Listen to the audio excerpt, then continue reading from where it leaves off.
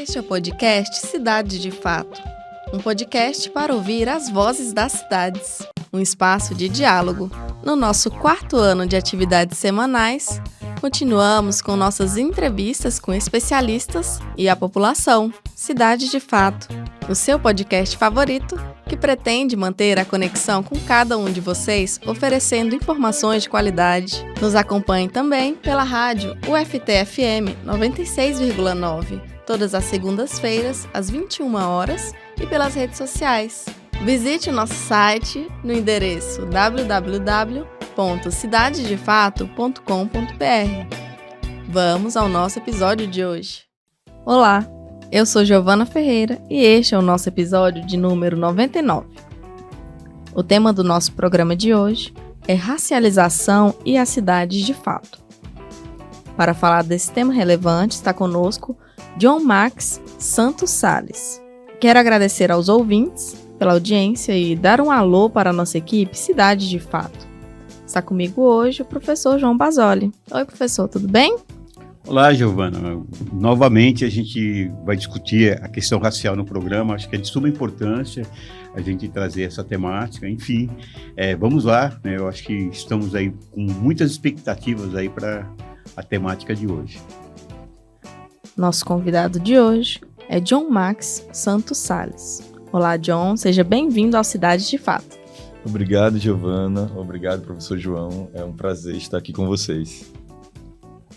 Nosso convidado é economista pela Universidade Federal de Sergipe, tecnólogo em saneamento ambiental pelo Instituto Federal de Sergipe, mestre em planejamento urbano e regional pela Universidade Federal do Rio Grande do Sul e doutor em planejamento urbano e regional pela Universidade Federal do Rio de Janeiro. É professor da Universidade Estadual do Tocantins e, desde 2006, participa de pesquisas e reflexões sobre o campo dos estudos urbanos e regionais nas suas variadas dimensões. A linha de trabalho científico do nosso convidado busca analisar a interação entre afetos, negritude e cidade. Pode ser associada, dentre outras, a duas perspectivas principais. Uma delas remete a um processo de produção do espaço urbano de base afetivamente racista, condicionando o corpo negro a constantes situações de sofrimento. A outra insere-se na perspectiva da cultura de alicerce africano, onde a música ocupa um papel especial na vitalidade da cidade e na tomada de consciência do que é ser e existir como pessoa negra. Nesse sentido, sabendo que a problematização de tais fenômenos pode ocorrer através de diversas interpretações, ele adotou textos de canções como escrevivências, onde a intelectual Conceição Evaristo denomina como um texto ficcional que confunde escrita e vivência. Concentrando o mapeamento de composições escritas por mãos negras e periféricas, presente entre os variados ritmos musicais negros, percebe-se essa fonte de dados como verdadeiros desabafos de pessoas negras que vivem o espaço urbano. Apesar de se tratar de uma escrita individual ou grupal, desponta identificações afetivas, quer seja na alegria ou na tristeza, por parte de uma coletividade. Sendo assim, essas escrevivências musicais mostram-se como grande potencial em revelar as dores e as delícias de ser uma pessoa negra na cidade. John, seja bem-vindo novamente. Para iniciar, eu vou pedir para que você contextualize a nós e aos ouvintes sobre o seu trabalho, né? Sobre esse olhar do estudo das cidades voltado à negritude. Não tenho como começar a falar sobre esse tema sem falar sobre mim, de como que desponta, né, essa ideia. Eu sempre quis trabalhar com música, dessa interface com a cidade, mas não sabia como, e tem a minha formação acadêmica que não, digamos que não permitia, não tinha tanta ligação, mas aí chegou um momento que eu estava fazendo uma caminhada e eu ouvi uma música chamada Beija-Flor, entoada pela banda Timbalada, que falava o seguinte verso: Nordeste, sofrimento, povo lutador. E aquilo ressoou na minha mente, sabe, de uma forma que eu pensei, pô, por mais que se pense em resistência, né, mas para mim soou naquele momento como cansaço. Nordeste pro sofrimento, povo lutador. E aí eu pensei assim, deixa eu verificar mais canções da Timbalada. E aí que eu fui percebendo que muitas das canções faziam menções a lugares urbanos e sobrevivências urbanas, especialmente de pessoas negras, porque as composições advinham de mãos negras periféricas.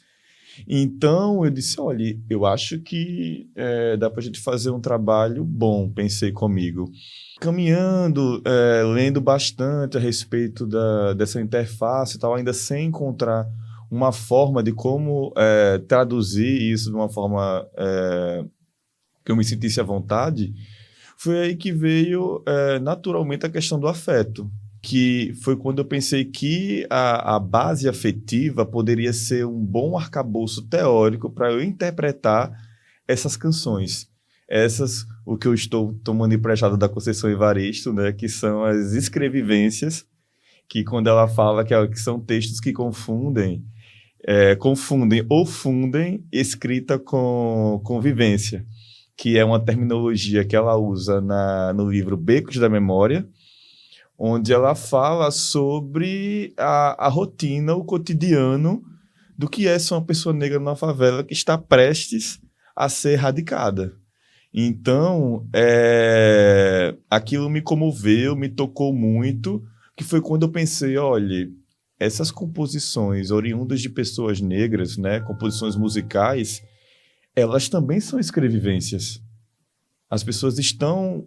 esses artistas, eles estão escrevivendo, né? Então, foi quando eu pensei assim, olha, por que não tomar esses textos de canções como escrevivências e tentar entender o que é ser pessoa negra na cidade, a partir tanto da perspectiva da tristeza, e eu tomo um filósofo chamado Spinoza para trabalhar essa questão dos afetos, entendendo a tristeza como um afeto primário, que a partir dele tem outros afetos secundários oriundos da tristeza, e também tem um outro afeto primário, que é a alegria, que a partir dessa alegria também temos outros afetos secundários oriundos da alegria. Então, a partir disso, eu fui interpretando essas canções para entender qual a causa desse que a cidade provoca, né, esse afeto, e também como isso afeta as pessoas negras e como elas reagem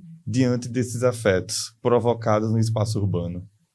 Primeiro, é um prazer imenso tê-lo conosco. Acho que é uma temática instigante e que nós temos colocado aqui várias vezes, porque nós entendemos que é uma questão que nós temos que reiteradamente ser discutida. Eu queria entender um pouco também da questão da musicalidade, se existe alguma interseção com a religiosidade, matriz africana e o contexto urbano. Como é que você nos descreve essa interação?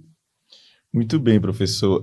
Essa é uma perspectiva que eu trabalho diante da concepção da alegria do povo negro na cidade, né? Que poder exercer a sua religiosidade, isso provoca afetos importantes, né, que elevam a potência de ser e de existir do povo negro.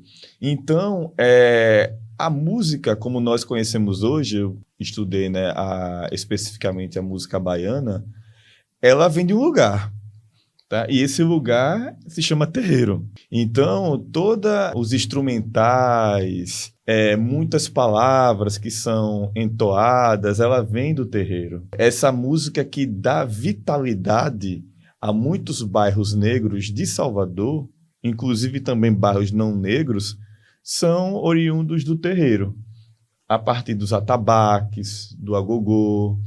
Então, ou seja, a gente tem um recurso instrumental, né, utilizado no sagrado, que parte para o profano, e a partir essa base rítmica que ela segue se reatualizando o tempo inteiro. em várias bases rítmicas, como a gente conhece bem hoje. Não sei se os ouvintes conhecem, na verdade, né? Como o samba reggae, como o samba duro, ijexá, pagode baiano, o próprio axé.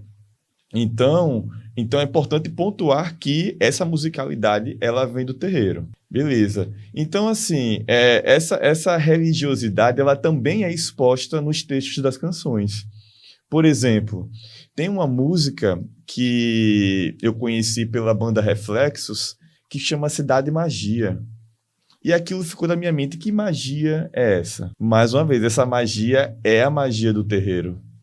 Então, tem algo mágico em torno da cidade, entendeu? Que eu até faço uma interface com energia. Quando eu morei em Salvador 1 ano, para poder pensar melhor, né, a cidade sob o ponto de vista dessas canções que eu estava estudando, que são canções baianas. Primeiro eu conheci Salvador pelas canções e depois eu fui em loco. É muito comum quem chega em Salvador falar que Salvador tem uma energia, tem algo assim enérgico, algo para cima. Essa conexão está diretamente ligada com os terreiros, porque dos terreiros que parte essa musicalidade, então o batuque, ele é de fato inquietante, ele provoca o nosso corpo. E é esse batuque que vai dar vitalidade aos bairros e à juventude negra, quando começam a aparecer organizações musicais negras nos bairros de Salvador, que vai dar vida a esses bairros, e também é uma espécie de grito dessa juventude negra que quer se expressar a partir do seu lugar periférico, que é constantemente abafado. Então, a música, né, que sai do terreiro, que parte para o cotidiano, ela vai e consegue amplificar vozes que cantam algo, e que cantam algo que vem de algum lugar. Eu vou aproveitar, pegar um gancho que você traz o afeto, musicalidade, e você traz uma discussão bem interessante em relação a essa interação com a cidade. Mas eu queria pontuar aqui o Thiago Oshino, que inclusive já foi entrevistado nosso aqui, ele traz o Povos do Terreiro dentro de uma relação conflituosa com a cidade. Você aponta no seu trabalho também essa relação, essa dificuldade da convivência dos povos com o terreiro dentro da relação urbana? Acho que é de comum acordo que existe sim uma relação de conflito entre as religiões de matrizes africanas e a nossa sociedade. Não é à toa que está muito em voga essa questão do racismo religioso e da intolerância religiosa contra especificamente essas religiões. E infelizmente, né, é o que traça como desdobramento do racismo, né? Ou seja, tudo que vem do povo negro acaba sendo rechaçado. No caso dos terreiros, a gente percebe historicamente o afastamento desses terreiros, né? De localizações, digamos que estratégicas, que não podem ser visualizados, que não podem ser expostos. Recentemente, infelizmente, Salvador está com uma obra grande em termos de mobilidade urbana. Um relatório, um arquivo do Observatório das Metrópoles do Núcleo Salvador fala sobre essas obras que estão atropelando os terreiros.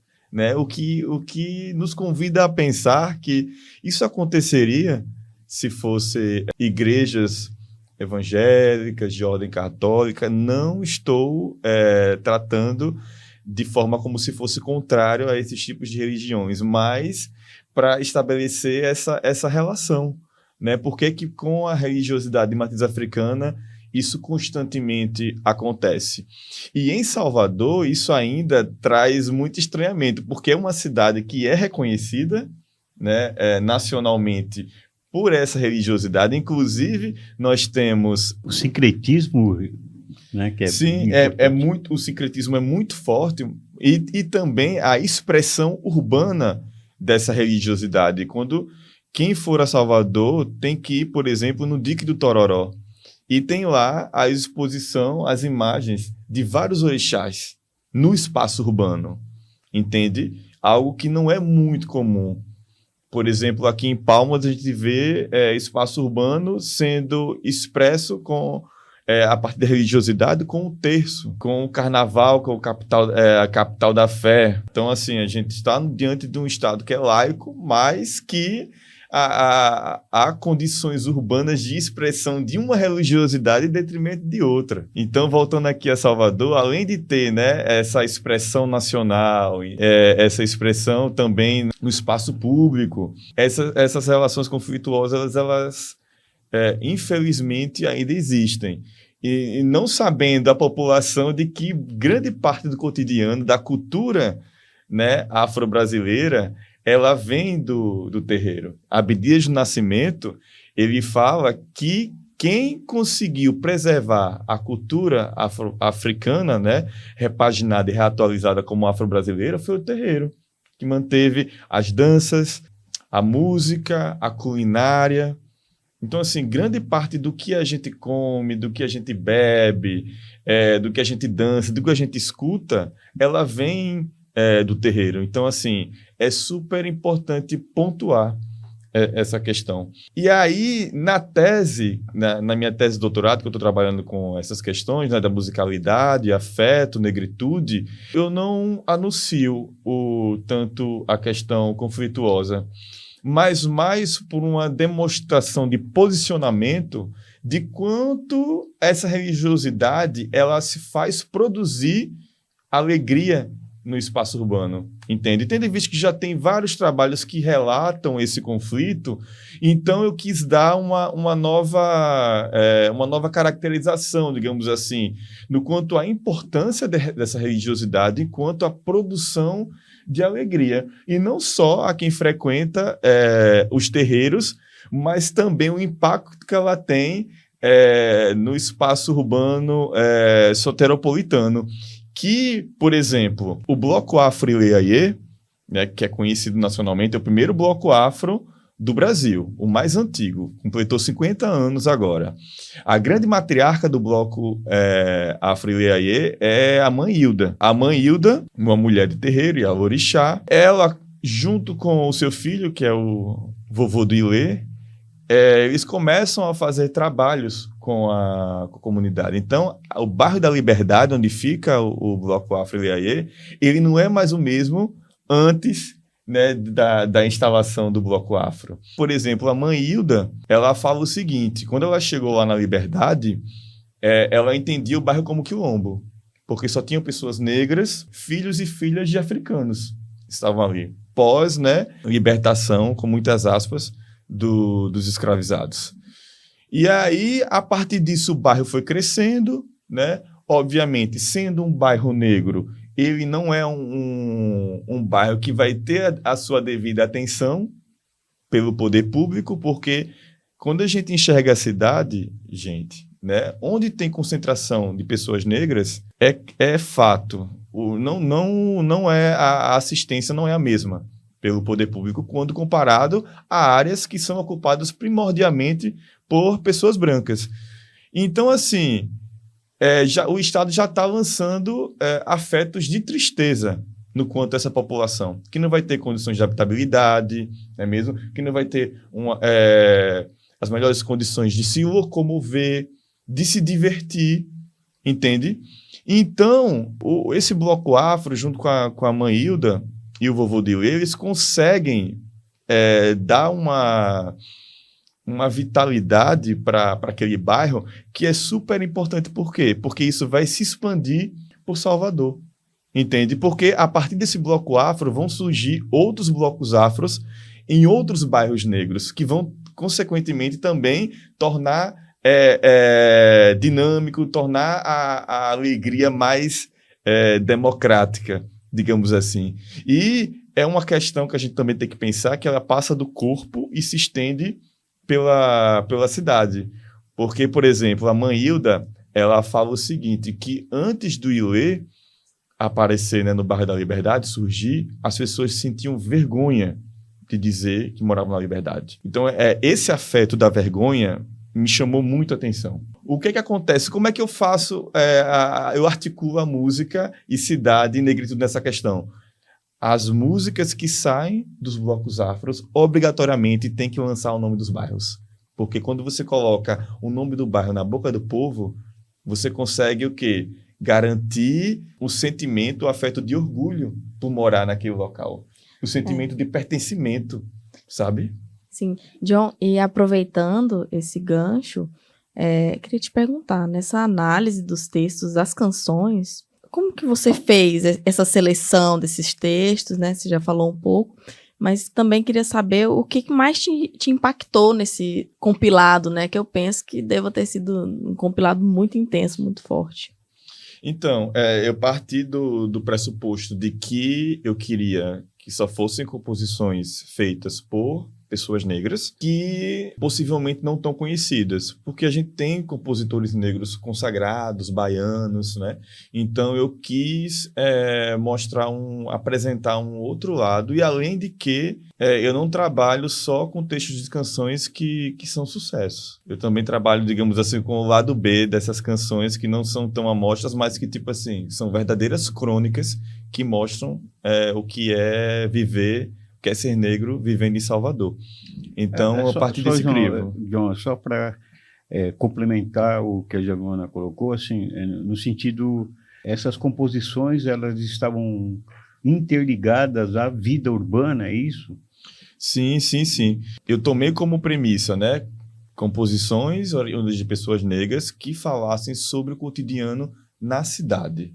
Então, tinha que ter essa interface com o corpo e com a cidade. Como é que os compositores, as compositoras relatam, né? Quais são os lugares que são mencionados? Quais são as adjetivações que são dadas? Eu inicialmente comecei pensando os problemas, porque a gente que trabalha no campo do planejamento urbano, obviamente que a gente vai concentrar, né, as nossas apreensões nos problemas, mas aí foi que eu tive um estalo de olha, a gente também tem que prestar atenção na alegria, como é que a cidade está produzindo alegria, entende? Tem uma música do Lazo Matumbi e Jorge Portugal que fala assim: apesar de tanto não e de tanta dor que nos invade, somos nós a alegria da cidade. Então, assim, é com essa canção que eu viro a chave, assim, depois que eu destrincho várias tristezas que a cidade provoca no corpo negro, na cidade, eu venho para entender as alegrias. Então, é basicamente isso. Eu vou do cotidiano, ou seja, eu desço o ordinário para ver como é que a pessoa negra vive, certo? E aí, depois disso, eu começo a interrogar esses textos.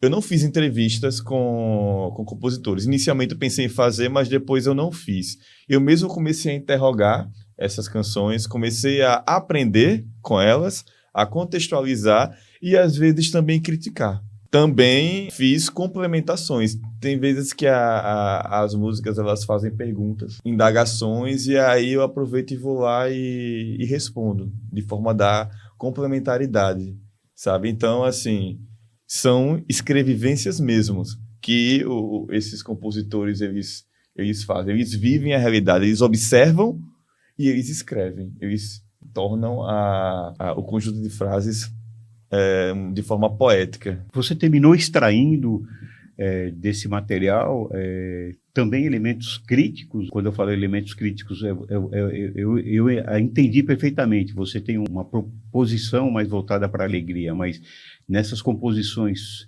também tem ligações com violência, com racismo, enfim, todas as dificuldades que o negro encontra dentro da sua convivência urbana? Tem sim.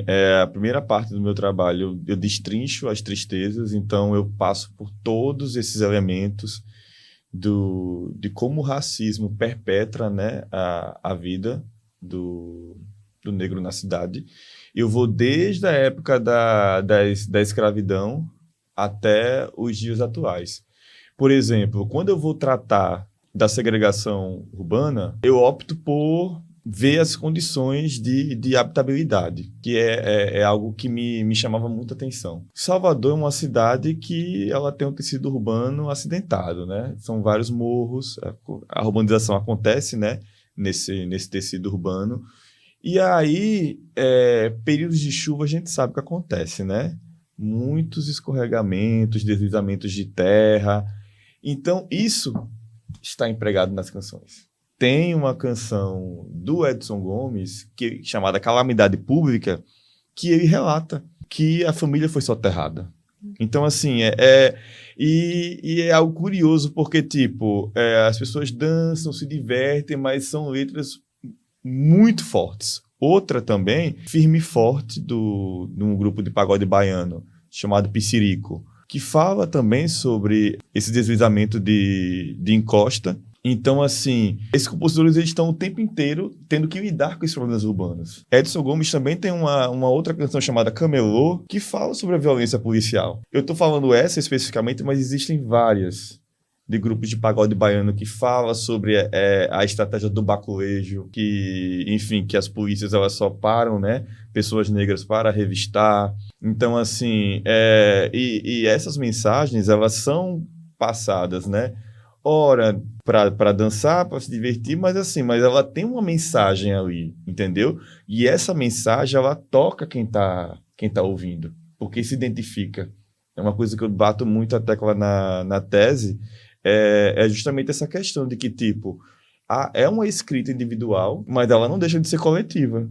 Porque enquanto canta, as pessoas estão se identificando, ou quem não passa por aquilo, passa a entender o que é ser negro na cidade. Como tem uma outra canção, por exemplo, de forma mais simbólica e subjetiva, de que fala de uma pessoa negra que vai passando por uma rua, por um condomínio, e uma mulher branca segura a bolsa. Então, assim, isso é muito comum, sabe? Então, assim, eu parto desde essas questões de como o corpo negro é tratado na cidade, enquanto seu percurso transeunte, enquanto caminhante, mas também como ele sofre das fragilidades urbanas, né? Que são estas encostas, que são, por exemplo, uma comunidade que tinha em Salvador, chamada Alagados, que também tinha uma questão muito forte por sobreviver em condições de habitabilidade muito frágeis, com esgoto a céu aberto.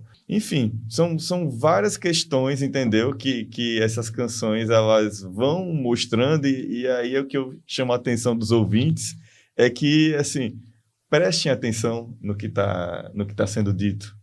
Sabe? Assim, e eu falo assim para qualquer canção, porque assim, não está ali de forma aleatória. E quando se fala de cidade, por exemplo, a gente tem a Dona Irã Barbosa, que quem quiser entender sobre o processo de urbanização de São Paulo, ouça a Dona Irã Barbosa. Tem lá as crônicas. Eu sou de São Paulo, então a gente conhece todo o histórico da Dona Irã, né? E o Trem das Onze, né? Que é o Jaçanã, é o bairro bem próximo onde eu morava, e tem a estação, né? Então isso tem uma interligação muito próxima, né? À população. Sim, realmente. Sim. E também, por exemplo, Bezerra da Silva, apesar de ser nordestino, foi muito cedo para o Rio de Janeiro. Então, quem quiser entender sobre favela no Rio de Janeiro, ouça Bezerra da Silva, tá? E quem quiser entender sobre o espaço urbano na cidade de Salvador, ouça os blocos afros. Então, agora eu vou te chamar para eu sei que não é a realidade do seu trabalho, né? Mas, assim, eu acompanho, e aí vai até um abraço ao Cláudio Carvalho, que tem toda a história da Bahia, enfim, é um guerreiro que acompanha toda essa discussão, né, do urbano. Baiana System, é algo bem atual e que está dentro das cidades de fato, né? Então, enfim, eu tenho, inclusive, já tivemos aqui como indicação cultural, e colocamos aqui ao final do programa, quando é indicado música, né? Então, e tem um histórico muito próximo da realidade, né? Então, assim, enfim, em Vitória eu tive a oportunidade de acompanhar, né, Festival de Inverno em Vitória, né? É bem interessante. Estive lá no Festival de Inverno e, assim, é uma realidade que, enfim, é um clássico da resistência, o Baiana System? Então, eu uso também o Baiana System eu uso várias bandas, é uma coletânea de composições negras, sabe? Eu não fixei em uma banda, em um bloco afro.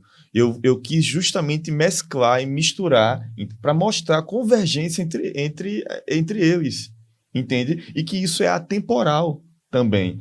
E ser atemporal, gente, é um problema também. Por quê? Porque os problemas não estão sendo resolvidos. Porque se o bloco afro do Ileaie tá cantando o problema urbano na década de 70 e vem o Baiana System, né, contemporâneo, ainda continua cantando, os nossos problemas não estão resolvidos, né? Ou seja, a gente vai ter... Nós teremos paz, digamos assim, quando tivermos a oportunidade de não cantar problemas urbanos. E o Baiana System, eu tenho uma história muito curiosa com o Russo Passapulso, porque eu agora estava no final da escrita da tese, eu estava em Aracaju, minha cidade natal, terminei a escrita da tese lá, agora no período das férias, e eu fui malhar numa determinada academia e eu encontrei Russo Passapulso, lá em Aracaju, nessa academia. Justamente no dia que eu ia começar a escrever sobre a cidade carnavalesca, que eu também vou discutir um pouco dessa questão do carnaval, sobre o ponto de vista da tristeza e o ponto de vista da alegria. E aí eu perguntei para ele, para o Russo, né, mas por que a cidade te inspira tanto? E aí ele falou, aliás, ele só falou do carnaval, pensando no carnaval enquanto espaço público, né, democrático. Aí ele falou que o primeiro carnaval que ele chegou em Salvador, que ele não conhecia muito bem, que não entendia aquilo, né? Gente com abadá, gente na pipoca, aquele aperto da pipoca, polícia batendo sem dó nem piedade em corpos negros, situações de machismo com a namorada dele. Então, assim, ele ficou meio atordoado com isso, mas ele também começou a prestar atenção da potência que é o carnaval no quanto a expressar essa vitalidade negra. Então, aí ele começa a falar da alegria, da felicidade, por exemplo, do que é um simples pulo no carnaval. Que o carnaval é movido por dança, né? Então, assim, esse pulo de alegria, esse instante de felicidade o carnaval provoca. Eu achei muito, muito legal essa resposta, né, que ele me deu. Fazendo, né, a ponte com as canções, ele descreve Salvador, né? Assim, quem quiser conhecer Salvador também, é só ouvir Baiana System. Quando ele fala cidade alta, cidade baixa, que é essa divisão, que é uma falha geológica que tem na cidade de Salvador, que faz com que a expansão urbana, né, ocorra tanto por cima quanto por baixo. Ele está falando sobre isso. Quando ele está falando de especulação imobiliária, né? Fábrica de louco, máquina de louco, na verdade. Ele consegue captar bem essas problemáticas do urbano, entretanto, também salientando a potencialidade que a cidade, que o espaço urbano confere, né? A nossa potência enquanto pessoa, né? A nossa potencialidade de ser e existir no mundo. A preocupação, você vê, nós estamos falando de uma cidade, né, onde a maioria é negra e aí a preocupação é essa ligação. Carnaval, você colocou, carnaval, turismo, e a grande preocupação de que essa condição ela se torne exotismo, inclusive, né? Então, você trata alguma coisa em relação a isso? Porque, veja bem, Salvador é bem isso, né? O Centro Velho, o conjunto do Centro Velho que está ligado à musicalidade, mas será que não preocupa esse contexto também, voltado para simplesmente uma busca do capital em se impor dentro de uma questão, né, que deveria ser vista de uma outra maneira? Sim, sim. Olha, o Carnaval de Salvador, assim como vários carnavais do Brasil, né, dessas cidades metropolitanas, ela também carrega os seus problemas, e o que mais chama a atenção no Carnaval de Salvador é a privatização mesmo do espaço público a respeito dos blocos com corda. Tem uma imagem muito que viralizou certa vez, muito famosa, que mostra pessoas compraram abadá, né, entre cordas brancas, e os cordeiros, as cordeiras e as pessoas que estão na pipoca, pessoas negras. Ou seja, a cidade é a capital mais negra do Brasil, né, mas parece que a diversão ela tem cor. Então, é uma disputa mesmo, porque Agora que está tendo, por exemplo, Tem sido chamada a atenção do número desses blocos que são fechados com corda, né? O quanto que isso é antidemocrático do ponto de vista da alegria, né? Mas o capital, ele age dessa forma, né? Ele vai farejando, né? Então, assim, encontrou como potencialidade privatizar, né, esse espaço a partir desses blocos, de camarotes, né, que onde você só enxerga nesses lugares pessoas brancas. E as pessoas negras, elas estão à mercê dessa diversão. Então, é muito curioso. E aí, eu faço até essa analogia no meu trabalho, que tipo assim, olha, esse bloco, os blocos mais caros que se compra, né, em Salvador, são pessoas brancas que estão lá dentro. E são as pessoas negras que estão carregando a corda para dar proteção a essas pessoas.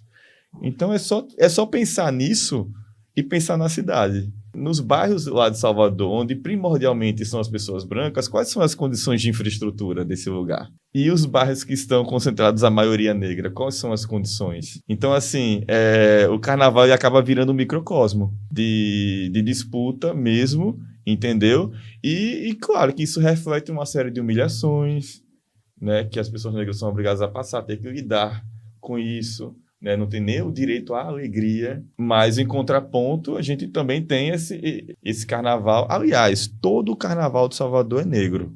Todo o carnaval, toda a base musical do carnaval de Salvador é negro. As pessoas brancas que compram esses blocos caros, né, por motivos de status, esses vários turistas, enfim, eles também estão dançando uma base musical negra. E, por sorte, a gente tem os blocos afro, a gente tem blocos sem corda que dá condições, assim, de que pessoas negras e, enfim, a sociedade geral possa se divertir sem que haja uma privatização, digamos assim, da alegria. Estamos chegando ao final do nosso programa de hoje.